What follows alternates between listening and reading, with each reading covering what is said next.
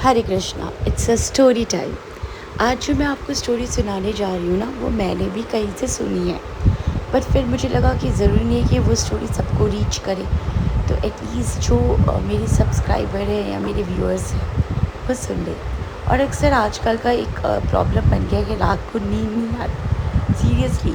तो rather than watching mobile, it's better to listen something, isn't it. पहले था कि बुक रीडिंग, पर रीडिंग का मुझे कभी शौक़ नहीं रहा, तो ये अच्छा ट्रेंड चल गया है ऑडियो का। तो चलो मैं आपको सुनाती हूँ story, and it's very meaningful.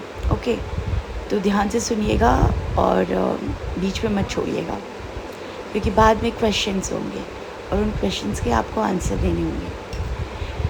Let's start. एक राजा थे, उनकी 4 पत्नियाँ थी। ठीक है, पहली जो वाइफ़ थी वो राजा उनको बहुत प्यार करते थे। सेकंड वाइफ़ बहुत सुंदर थी, तो राजा उनको ज़्यादातर पार्टीज़ वगैरह में ले जाने के यूज़ में लेते थे। कि जैसे उनको कहीं जाना होता था तो वो अपनी सेकंड रानी को अपने साथ ज़्यादा ले जाना प्रेफर करते थे, because of her beauty, elegance और बहुत रॉयल उनके अंदर वो सारी चीज़ें थे, मैनर्स थे, एटिकेट थे।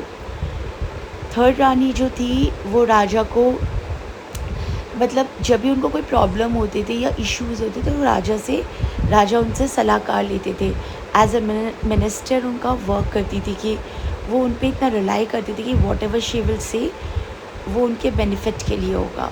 तो और फोर्थ रानी को राजा इतना पसंद नहीं करते थे। वो हाई हेलो का टर्म्स रखते थे, बस जैसे आते जाते मिल गई तो ठीक है, नहीं मिली तो ठीक है। तो कुछ दिनों बाद क्या हुआ, राजा को पता चला कि उनको एक डिज़ीज़ हो गई है और वो मरने वाले हैं।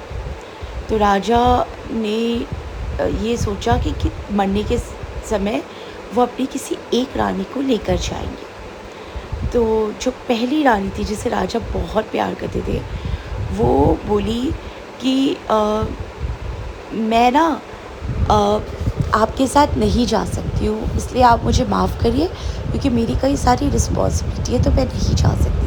मैं आपका साथ इतना तक ही निभा सकती हूँ। फिर राजा अपनी सेकंड रानी से पूछते हैं, जिनको वो पार्टी वगैरह में ले जाते थे।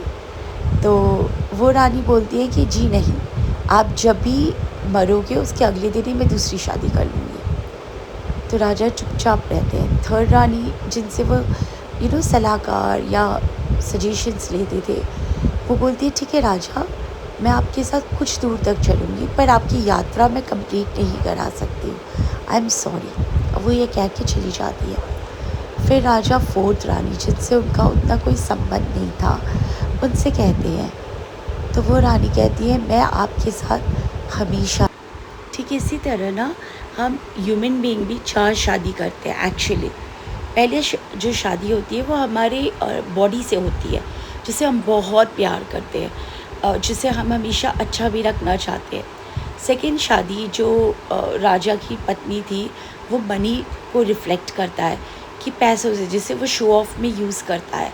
ठीक है, तो वो भी हमारा साथ जिस दिन हम मरते हैं उसके अगले दिन वो किसी और के, मतलब हमारे नेक्स्ट जनरेशन को पास ऑन हो जाती है। थर्ड शादी जो राजा ने की थी, वो हमारे रिलेटिव होते हैं। जितने रिलेटिव्स होते हैं ना, वो हमारे साथ कुछ दूर तक जाते हैं, पर उसके बाद वो भी हमारा साथ छोड़ देते हैं। मतलब जो फोर्थ शादी थी राजा ने जिससे की थी, दैट इज़ हमारे कर्मा। जो हम चाहे ना चाहे या हम कितनी भी कोशिश करें, वो हमारे साथ जाते हैं, और जिसके परिणाम स्वरूप हमें अच्छी और बुरी चीज़ें जो भी होती है वो हमें फेस करनी पड़ती है। तो ये था स्टोरी, और इस स्टोरी का मोरल ये है कि एक्चुअली आपको अपने कर्मा को रियली बहुत इम्पोर्टेंस देना है। रेदर देन कर्मा के हम सब चीज़ों को इम्पोर्टेंस देते हैं, चाहे वो हमारे रिलेटिव हो, चाहे वो हमारे मनी हो, चाहे वो हमारा हेल्थ हो। आई अग्री, हेल्थ को देना चाहिए, बट हेल्थ के साथ साथ हमें अपने कार्मिक अकाउंट, कार्मिक पैटर्न को भी ऑलवेज़ देखना चाहिए।